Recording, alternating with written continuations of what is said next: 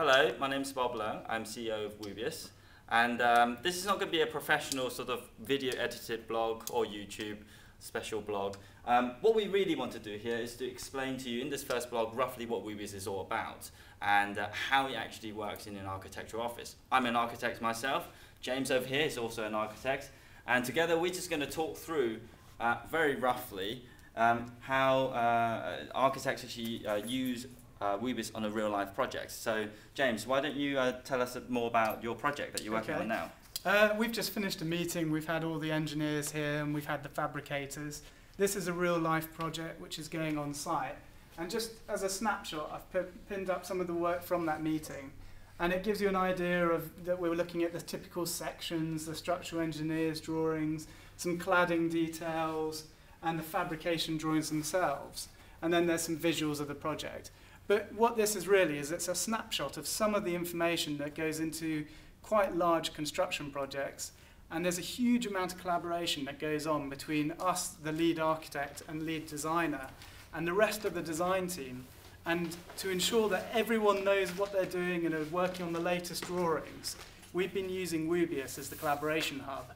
And it ensures that everyone always has access to the latest drawings because, as you can see in Bob's hand, we've got hundreds and hundreds of drawings. This is just an example. This is just for one meeting, by the way. This is not even like all the drawings for this project. And this is only for one element of the building. So if you piece that together across a large construction project, it brings in all hosts of problems and collaboration nightmares. And this is really where Woobius has come into its own.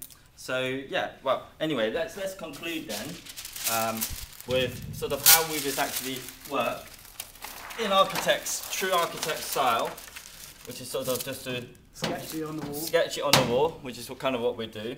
So very quickly, Woobius is an online collaboration tool, right? So it's in the middle somewhere. Hang on. Right.